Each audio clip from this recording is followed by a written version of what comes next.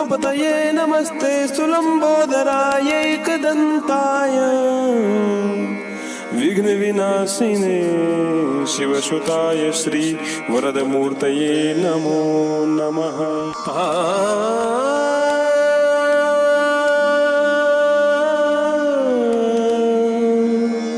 मुदाकरात्तमोदकं सदा विमुक्तिसाधकं कलाधरावतंसकं विलासिलोकरञ्जकम् अनायकैकनायकं विनाशितेभ्यदैत्यकं नताशुभसुनाशकं नमामि तं विनायकं नमामि तं विनायकं नमामि तं विनायकं नमामि तं। नितान्तकान्त दन्तकान्ति मन्तकान्तकात्मजम् अचिन्त्य रूपमन्तहीन मन्तराय कृन्तनम् हृदन्तरे निरन्तरं वसन्तमेव योगिनां तमेकदन्तमेकमेव चिन्तयामि सन्ततम्। गणपतिं नमस्कृत्य प्रत्यक्षतया परोक्षतया च इह सम्पृक्तानां वार्तावली दर्शकानाम् अभिवादन पुरस्सरं स्वागतं करोमि अहम् उपस्थिता इयं सत्यप्रिया। अहं गवीश द्विवेदी अपि अभिवादये सर्वान् सुहृद् दर्शकान्। गवीश, वार्तावल्याः कथाक्रमानुसारं प्रप्रथमतया तु सुभाषितमेव प्रस्तुमः। तथैव भवतु। दर्शकाः आस्वादयन्तु परोपकारप्रबोधकम् एतत् अद्यतनाङ्कीयं सुभाषितम्। परोपकरणं येषां जागर्ति हृदये सदा नश्यन्ति विपदस्तेषां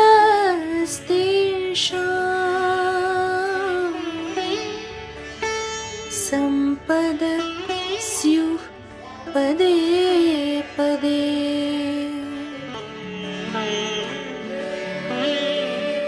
जिन लोगों का हृदय दूसरों का भला करने की इच्छा से परिपूर्ण होता है, वे कष्टों विपदाओं से दूर रहते हुए सर्वदा प्रसन्नता व संपत्ति से अन्वित रहते हैं। Those whose hearts are filled with the desire to do good to others are always seeking happiness and wealth while staying away from troubles and calamities. शोभनं ज्ञानदं च एतत् सुभाषितम् अत एव एतानि सुभाषितानि रत्नानि कथ्यन्ते खलु। आम्, एतेन सह अन्यानि अपि बहूनि रत्नानि सन्ति भारतभुवि, येषां सततं गवेषणं क्रियमाणम् अस्ति। सत्यम्, एतेन सहैव देशे विदेशेषु च प्रवर्तमानाः विविधघटनाः अपि अस्माभिः सङ्कलय्य प्रदर्श्यन्ते। आयान्तु तर्हि अवलोकयामः एतस्मिन् सप्ताहे देश विदेशेषु घटिताः विविधवार्ताः। प्रधानमन्त्री नरेन्द्र मोदी स्वसंसदीय क्षेत्रस्य वाराणस्याः यात्राम् अनुष्ठितवान्। तेन वाराणसीं समेत्य पूर्वाञ्चलस्य जनेभ्यः अनेकाः विकासपरियोजनाः उपायनीकृताः। अटलावासीय विद्यालयोद्घाटनं समेत्य अन्ताराष्ट्रिय क्रिकेट् क्रीडाङ्गणस्य अपि शिलान्यासः प्रधानमन्त्रिणा कृतः। प्रधानमन्त्री दिल्ल्याः द्वारकाक्षेत्रे यशोभूमि इत्याख्यं विशिष्ट सम्मेलन प्रदर्शनी केन्द्रं राष्ट्राय अभ्यर्पितवान्। एतत् अतिरिच्य प्रधानमन्त्री Modi Delhi airport metro Express line इत्यस्य द्वारकापट्टिकायाः विस्तारकार्यमपि समुद्घाटितवान्। अवधानास्पदमस्ति यत् यशोभूमि इत्याख्ये केन्द्रे विश्वस्तरीयानि उपवेशन प्रदर्शनी सम्मेलनानि आयोजयिष्यन्ते। अत्रत्ये सुविशाले सम्मेलनकक्षे 11,000 जनाः उपवेष्टुं शक्ष्यन्ते। प्रधानमन्त्री देशव्यापिन्याः पीएम विश्वकर्मा योजना इत्येतस्याः शुभारम्भं कृतवान्। देशस्य पारम्परिकेभ्यः शिल्पकारेभ्यः कार्मिकेभ्यः विभिन्नानाम् 18 श्रेणीनाम् आधारेण 3 लक्षरूप्यकात्मकं ऋणसौविध्यमपि प्रदातुम् अत्र प्रकल्पः अस्ति। एतत् योजनान्तर्गतं तेषां कौशलविकासाय प्रशिक्षणव्यवस्था अपि अनुष्ठिता स्यात्। नूतने संसद्भवने लोकसभायां राज्यसभायां च संविधानस्य 82-अधिकैकशततमाय संशोधनविधेयकाय बहुमताधारेण अन्ततः अनुमतिः लब्धा। एतस्मिन् संशोधने महिलाभ्यः लोकसभायाम् अथ च राज्यविधानसभादिषु विद्यमानेषु आसनेषु 63% आरक्षणं समुपकल्पितम् अस्ति। विदेशमन्त्री डॉक्टर एस् जयशङ्करः संयुक्तराज्यामेरिकादेशस्य यात्रायाम् अस्ति। न्यूयार्कनगरे संयुक्तराष्ट्रमहासभासत्रम् अतिरिच्य क्वाड इत्येतस्य समूहदेशानां विदेशमन्त्रिभिः सह तदीयमेलनं जातं, यत्र भारतप्रशान्तक्षेत्रे नियमाधृते अन्ताराष्ट्रियव्यवस्थारक्षाविषये चर्चा जाता। केनेडा देशपक्षतः हरदीप सिंह निज्जर प्रकरणाधृतान् आरोपान् अदूरदर्शिपरान् इति प्रतिपादयता पेण्टागन् इत्यस्य पूर्वाधिकारिणा माइकल रूबिन इत्येतेन उक्तं यत् हरदीप सिंह निज्जर इत्यसौ अनेकाक्रमणेषु संलिप्तः आसीत्, अतः प्रधानमन्त्रिणः जस्टिन् ट्रूडो इत्यस्य आरोपाः एतस्मिन् सन्दर्भे नूनम् असम्यक् सन्ति। नोबेल पुरस्कार विजेतुः रवीन्द्रनाथ टैगोर वर्यस्य निवासस्थानं शान्तिनिकेतनं यूनेस्को इति संस्थया विश्वरिक्थसूच्यां सम्मिलितम्। यूनेस्को इत्यस्याः संस्थायाः घोषणायाः अनन्तरं भारतस्य 41तमं विश्वरिक्थं स्थलमेतत् संवृत्तम्। भारतेन कोलम्बो इत्यत्र श्रीलङ्कादलं 10 स्तोभरक्षापुरस्सरं प्राबल्येन पराजित्य एशिया क्रिकेट् चषक प्रतियोगिता जिता। मोहम्मद सिराज इत्यस्य तीव्रकन्दुकक्षेपणद्वारा श्रीलङ्कादलं 50 धावनाङ्कानेव समर्जितुं समर्थम् अभवत् इति विशेषः। तावत् ऑस्ट्रेलियादलविरुद्धायाः एकदिवसीय क्रिकेट् शृङ्खलायाः आद्या स्पर्धा अपि भारतेन जिता अस्ति। प्रवाहिवार्ताः अस्माकं ज्ञानवर्धनं कुर्वन्ति। आसप्ताहं घटिताः विशेषघटनाः च स्मारयन्ति। सत्यप्रिये, एतस्मिन् ज्ञानवर्धनक्रमे वृत्तप्रस्तुतीनाम् अपि भवति महती भूमिका। किमर्थं न? संस्कृतभाषया वृत्तप्रस्तुतिः तु संस्कृतेतरदर्शकान् अपि आकृष्टान् करोति। सत्यं, विषयः यदि रुचिकरः भवेत् तर्हि वृत्तमपि रुचिकरं जायते। अत्र पश्यन्तु भवन्तः भारतमण्डपम् अथ यशोभूमिम् आश्रित्य प्रस्तूयमानं विशिष्टं किञ्चन वृत्तम्।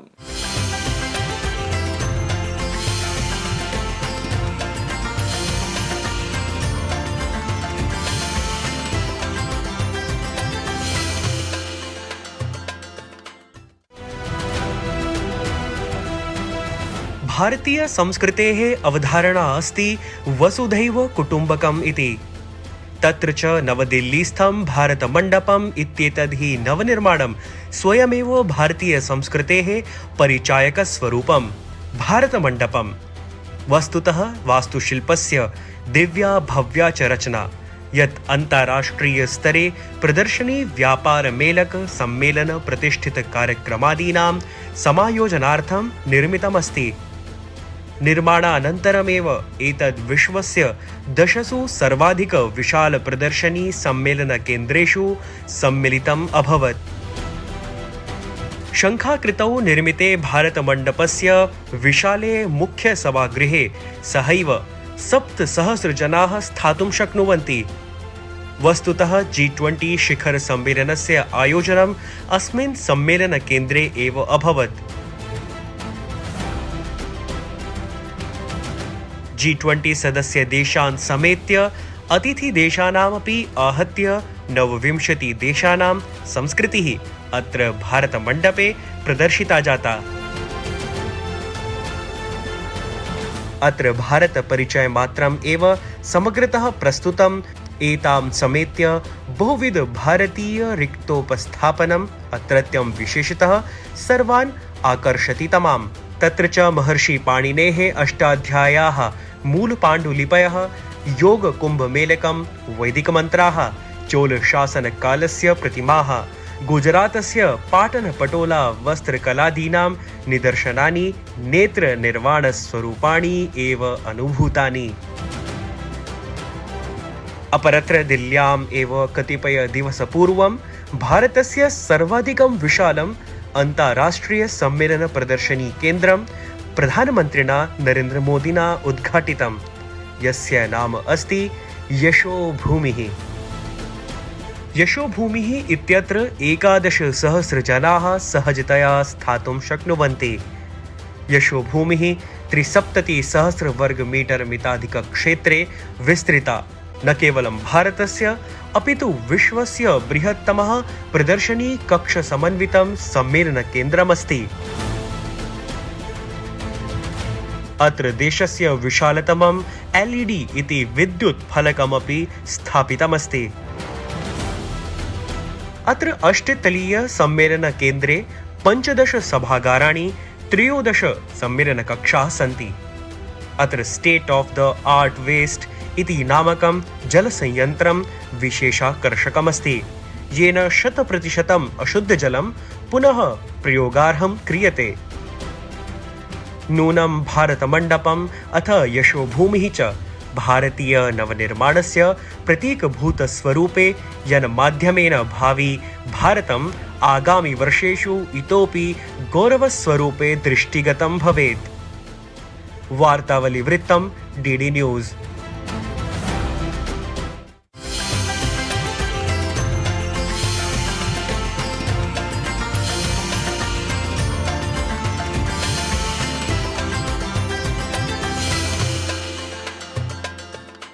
गवीश ज्ञानम् अनन्तं भवति इति कथ्यते। ज्ञानार्जनाय च महती साधना अपेक्षिता भवति। आम सत्यप्रिये, अतएव भारतीय परंपरायाम् आचार्याः अत्यन्तं सम्माननीयाः भवन्ति। वयमपि ससम्मानम् एतादृशानाम् आचार्याणाम् अथ विशेषज्ञानां संवादं प्रदर्शयामः अस्मदीये त्रिज्याप्रभागे। एतस्मिन् अपि अङ्के तादृशस्य एव भारतीय काव्यशास्त्रविदः अथ आङ्ग्लभाषायाः प्राध्यापकस्य संवादं प्रदर्शयामः। एषः च संवादातिथिः अस्ति भारतीय सामाजिक विज्ञानानुसन्धान परिषदः सदस्य सचिवः प्रोफेसर धनञ्जय सिंह वर्यः। आयान्तु दर्शकाः, अवलोकयन्तु एतं संवादम्।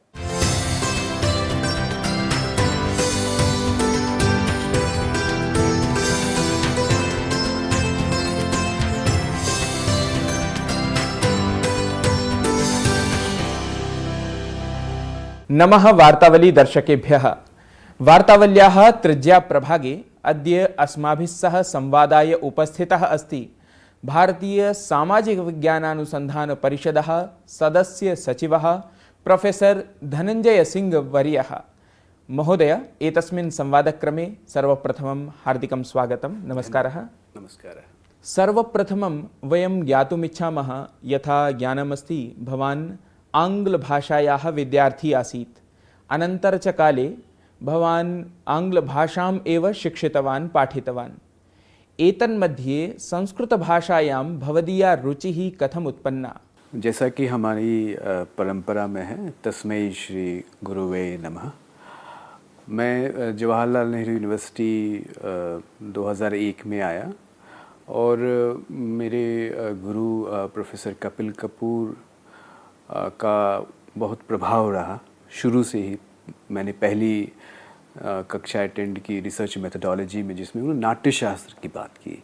नाट्यशास्त्र का जब उल्लेख आया उस कक्षा में, तो कुछ प्रश्न आए कि अंग्रेजी साहित्य के विद्यार्थी होते हुए भारतीय एट द सेम टाइम भारतीय होते हुए भारतीय परंपरा को बिना समझे हुए, अपनी परंपरा को बिना समझे हुए, क्या हम दूसरी परंपरा को समझ सकते हैं? बाद में भर्तृहरि का वाक्यपद्य जब मैंने पढ़ा, तो भर्तृहरि भी कहते हैं कि क्या हम सिर्फ अपनी परंपरा को समझ सकते हैं। मेरे लिए सवाल ये था कि क्या अपनी परंपरा को बिना समझे हुए दूसरी परंपरा को, जो एक साहित्य, अंग्रेजी भारतीय साहित्य भी है, इंडियन इंग्लिश लिटरेचर भी है, वहाँ से रुचि शुरू हुई। रुचि क्या, वहाँ से कह लीजिए तो एक अलग सोच शुरू हुई गुरु की वजह से, प्रोफेसर कपिल कपूर की वजह से। और ये भी फिर अनुभव किया कि संस्कृत की जो ग्रंथ है उनको मैं हिंदी अनुवाद में पढ़ता हूँ, हिंदी अनुवाद में, अंग्रेजी अनुवाद में, ज़्यादातर हिंदी अनुवाद में। उनको पढ़ने और समझने से हमारी वेस्टर्न जो लिटरेरी कल्चरल ट्रेडिशंस, उनकी समझ और बढ़ती है और उसके साथ साथ एक क्रिटिकल अंडरस्टैंडिंग डेवलप होती है। यथा भवान् उक्तवान्, प्रोफेसर कपिल कपूर महोदयस्य मार्गदर्शनेन भवान् संस्कृतं प्रति आकृष्टः जातः। तस्मिन्नेव क्रमे प्रायः यदा भवान् जवाहरलाल नेहरू विश्वविद्यालये पाठयन् आसीत्, तदा एव वस्तुतः भारतीय काव्यशास्त्रविषये भवता प्रोफेसर कपूर वर्येण सह अपि किमपि कार्यं कृतं, तद्विषये कृपया बोधयतु। जी नहीं, ये साहित्य अकादमी का एक प्रोजेक्ट था, जो है इंडियन पोइटिक्स पे जो है, और जो यूरोपियन यूनियन की अकादमी थी ब्रसेल्स में जो बेस्ड है, उन्होंने भी सपोर्ट किया इसको। काफ़ी लंबा प्रोजेक्ट था। तो इस प्रोजेक्ट में ये भारत की जितनी भाषाएं हैं भारत की भाषाएं का मतलब ये नहीं कि जो शेड्यूल लैंग्वेजेस हैं, सिर्फ जो शेड्यूल लैंग्वेजेस है, पर वो सारी भाषाएं जो कि ओरल भी हैं, जिसमें कि साहित्य लिखा गया है। लिखा जाने का मतलब ये नहीं कि पेन से लिखा गया है, लिखा जाने का मेरा मतलब ये है जो कि एक स्ट्रक्चर है, जो चाहे ओरल श्रुति परंपरा है या लिखी हुई परंपरा है, उसमें साहित्य है। तो जैसे नॉर्थ ईस्ट की बहुत सारी भाषाएं हैं, उनको लिया गया, पूरे देश की भाषाएं जैसे मैंने कहा। ये चीज़ जो उस दौरान सीखने को मुझे मिली कि संस्कृत कैसे एक अहम तत्व है लगभग सारी भाषाओं में। और नॉर्थ ईस्ट में जैसे मैं आपको बताता हूँ, खासी में एक फॉर्म है, का रामायणा का फॉर्म है खासी में। तो उससे ये सीखने को मिला कि जो संस्कृत भाषा और संस्कृत साहित्य और संस्कृत दर्शन के जो तत्व हैं, फॉर्म्स हैं, उनका एक समावेश सारी भाषाओं में उपलब्ध है। नाट्यशास्त्रं भवतु काव्यशास्त्रं वा, प्रायः एते ग्रन्थाः संस्कृतस्य मूलभूतग्रन्थाः सन्ति। अहं प्रष्टुमिच्छामि किमर्थं कश्चनपि भारतीयः एतान् ग्रन्थान् पठेत्, किमर्थं जनाः संस्कृतं पठेयुः? भवान् एतस्मिन् विषये किं चिन्तयति? मैं संस्कृत की बात सिर्फ इसलिए नहीं करता कि संस्कृत एक भारतीय भाषा है, एक प्राचीन भाषा है, हमारी जो संस्कृति की भाषा है, सिविलाइजेशन जो हमारा उसकी भाषा या उसके रूट में है, सिर्फ इसलिए नहीं कहता मैं।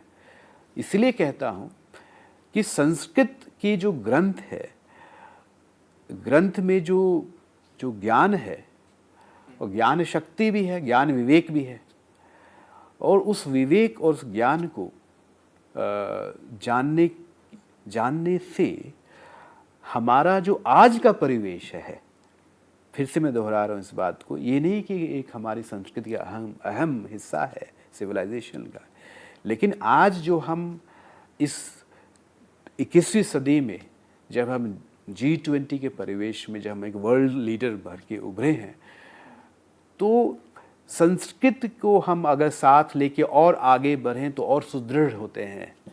मैंने तो कुछ ग्रंथ पढ़ा है, कुल मिला के मैंने 10 ग्रंथ पढ़े होंगे संस्कृत के, मान लीजिए मूल साहित्य में, और कुछ दर्शन के भी ग्रंथ पढ़े हैं। कहने का मतलब ये है कि संस्कृत को पढ़ने से, संस्कृत ग्रंथों को पढ़ने से हम इंटेलेक्चुअली स्ट्रांग होते हैं। हमें ये कहना, सिर्फ ये नहीं कहना चाहिए कि चूँकि हमारी भाषा है, हमारी कल्चरल धरोहर है, इसलिए संस्कृत को पढ़ना चाहिए।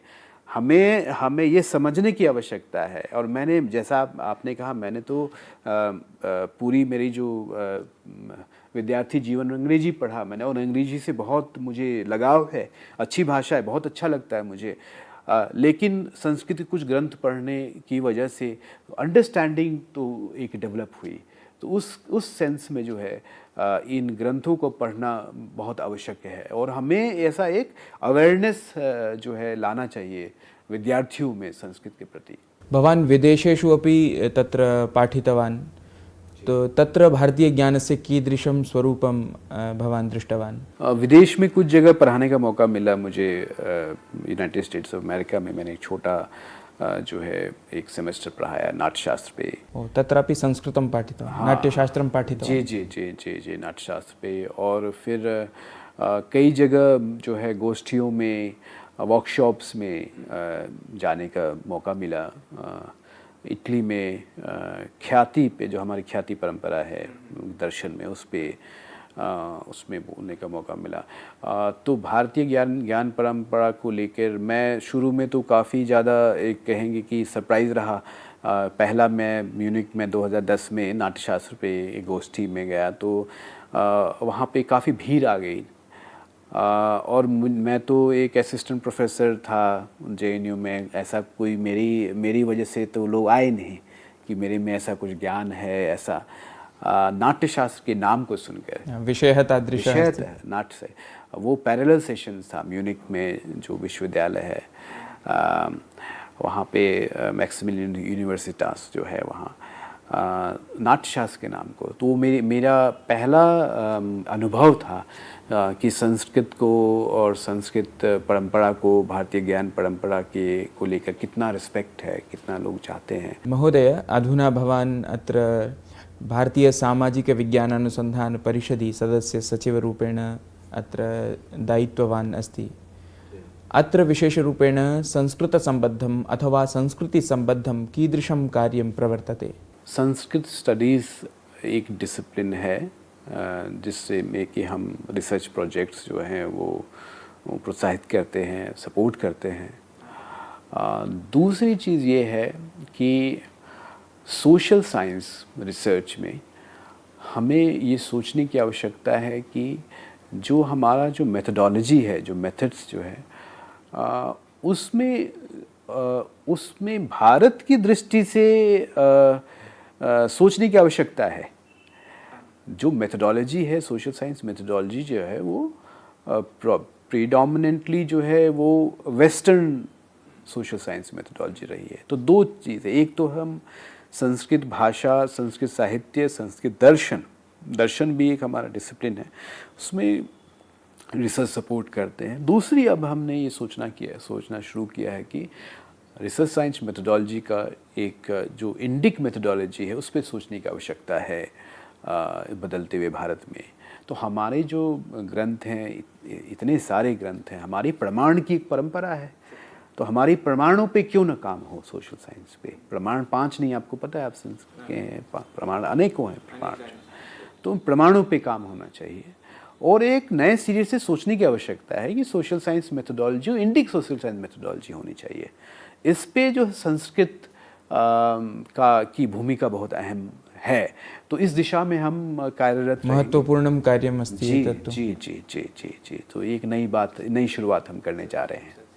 अस्तु महोदय, एतस्मै ज्ञानवर्धकाय संवादाय भवान् समयं कल्पितवान्, तदर्थं वार्तावलीगणपक्षतः दूरदर्शनसमाचारपक्षतः च भवते हार्दिकान् धन्यवादान् ज्ञापयामि। नमो नमः। बहुत बहुत धन्यवाद।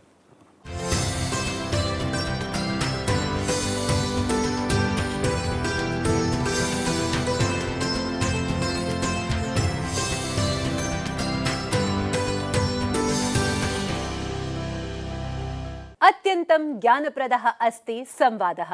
एतम् आकर्ण्य ममापि मनः काव्यशास्त्राध्ययनाय प्रवृत्तं जायते। अवश्यमेव सर्वैः अपि भारतीयज्ञानपरम्परान्विताः एते ग्रन्थाः अवश्यं पठनीयाः। ततः पूर्वं बालेभ्यः संस्कृताध्ययनस्य आरम्भकर्तृभ्यः च प्रस्तुमः अत्र वेदिकासमवायेन निर्मितम् अनुप्राणितं चलच्चित्रविशेषम्।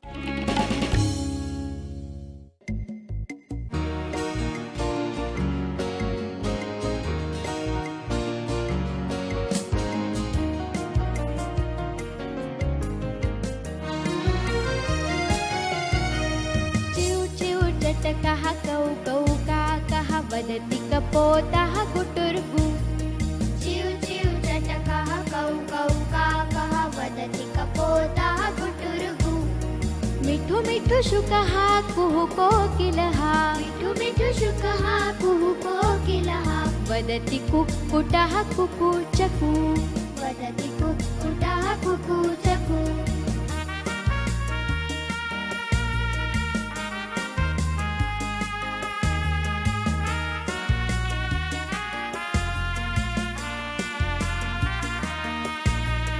विहरति शेनः नीलाकाशे। विहरति शेनः नीलाकाशे। रुद्रः अपि च सञ्चरति। रुद्रः अपि च सञ्चरति।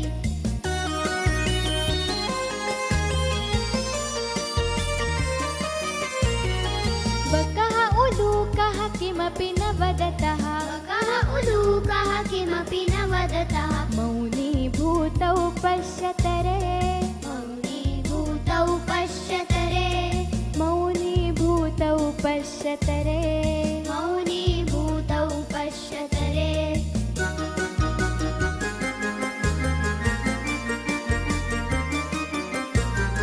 सुन्दर सरसि श्वेतः हंसः। सुन्दर सरसि श्वेतः हंसः। कादम्बः अपि तत्रैव।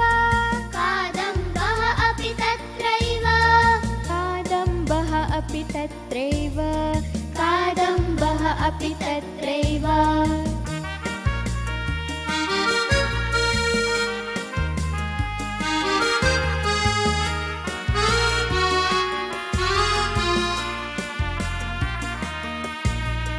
पक्षिगणानां राजा कः खलु पक्षिगणानां राजा कः खलु रम्यमयूरः सः एव रम्यमयूरः सः एव रम्यमयूरः सः एव रम्यमयूरः सः एव रम्यमयूरः सः एव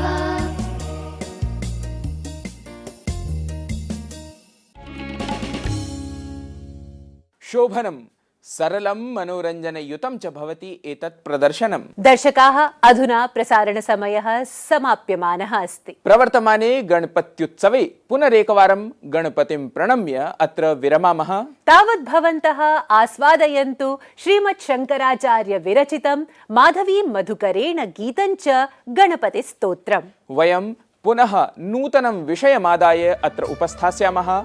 नमो नमः। सुवर्णवर्णसुन्दरं सितैकदन्तवन्दनं